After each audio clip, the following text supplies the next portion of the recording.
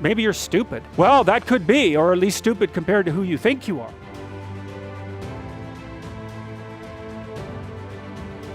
And then what I tried to do, what I learned to do, I think, was to stop saying things that made me weak. I mean, I'm still trying to do that because I'm always feeling when I talk whether or not the words that I'm saying are either making me align or making me come apart. And I think the alignment, I really do think the alignment, I think alignment is the right way of conceptualizing it, because I think if you say things that are as true as you can say them, let's say, then they come out of the depths inside of you. Because we don't know where thoughts come from. We don't know how far down into your substructure the thoughts emerge. We don't know what processes of physiological alignment are necessary for you to speak from the core of your being. We don't understand any of that. We don't even conceptualize that, but I believe that you can feel that. And I learned some of that from reading Carl Rogers, by the way, who's a great clinician, because he talked about mental health in part as the coherence between the spiritual or the abstract and the physical, that the two things were aligned. And there's a lot of idea of alignment in psychoanalytic and clinical thinking. But anyways, I decided that I would start practicing not saying things that would make me weak, and what happened was that I had to stop saying almost everything that I was saying. One of the greatest tips with trying to become successful is to wake up early every single day. Because one of the things that people don't know is every single person on this entire world has 24 hours each and every day, 7 days a week, 365 days in a year. But it's all about how you utilize that time. And even the most successful people in this world have the same amount of time as you. It's just that they are using it more efficiently and to the best of their ability, and they're probably using more hours out of the day than you are. And a great way to do that is by waking up earlier in the morning. You see, when you wake up early, not only are you giving yourself more time throughout your day to work on your goals, but you're giving yourself undistracted time because other people aren't waking up early. People want to sleep in, and it's a natural thing to do, and that's okay. But when you wake up early, you'll have hours of just uninterrupted time to focus and work on your goals because nobody else will be up to bother you. Nobody's going to send you emails. Nothing's going to be happening on social media. Everybody's going to be asleep, but you're going to be awake working on what's important to you. And if you do that, if you wake up 2 hours early every day for a whole month, you're going to have so much more time than you could possibly imagine to focus on your goals and your dreams. And it's going to be truly beneficial to you, and your time of success will be cut in half from waking up early.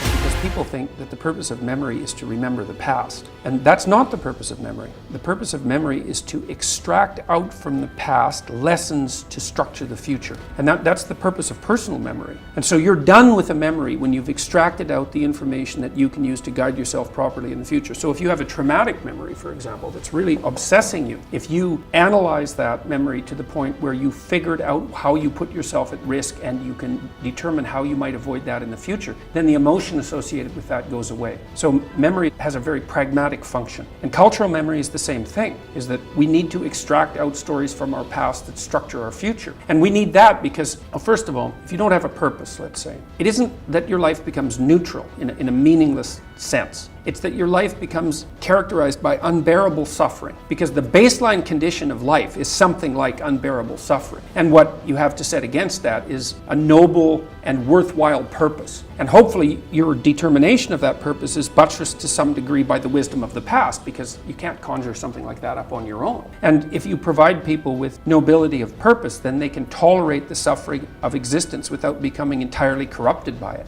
Let's say you're miserable and unhappy. Okay, here's a cure. Find what's valuable and let it go. So we could say, well, maybe it's a relationship that you have. Maybe it's a relationship with your parents, right? And the relationship is pathological, but you're locked into it. You value it. And no wonder, because it's a relationship with your parents. And you're suffering terribly because of it. Well, what do? Maybe you let it go. It's a sacrifice. And the idea is that, well, that'll clear the future for you. Well, very frequently when people are suffering terribly, not always, because sometimes you just suffer stupidly, blindly, and without recourse. You get cancer and then you die. So we have no idea how to deal with that. But sometimes the reason that you're suffering is because you just won't let go of the thing that's biting you. And you think, well, I can't let go of, and I've had clients like this. I can't stop communicating with my mother, who phones me 3 times a day, every day of my life, and never says anything that isn't unbelievably critical and demeaning. I can't let that go. It's like, well, that's not such a good idea. The funny thing too, often when people let something like that go, it goes away, sorts itself out, and then comes back. So they don't even end up losing it. But unless they're willing to let it go, to sacrifice it, they make no headway whatsoever.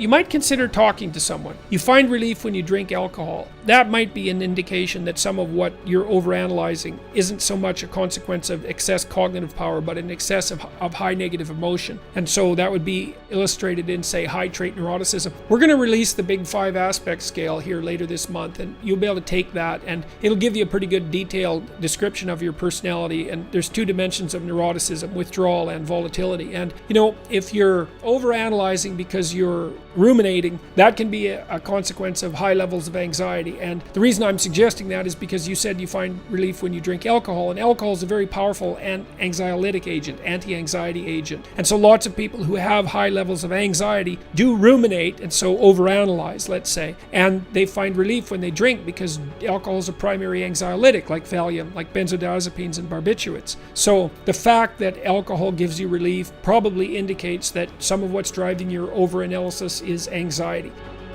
Thank you all so much for watching this video. If you haven't already, please go ahead and like this video. Go ahead and subscribe to the channel if you're new, and let us know what you thought down in the comment section below.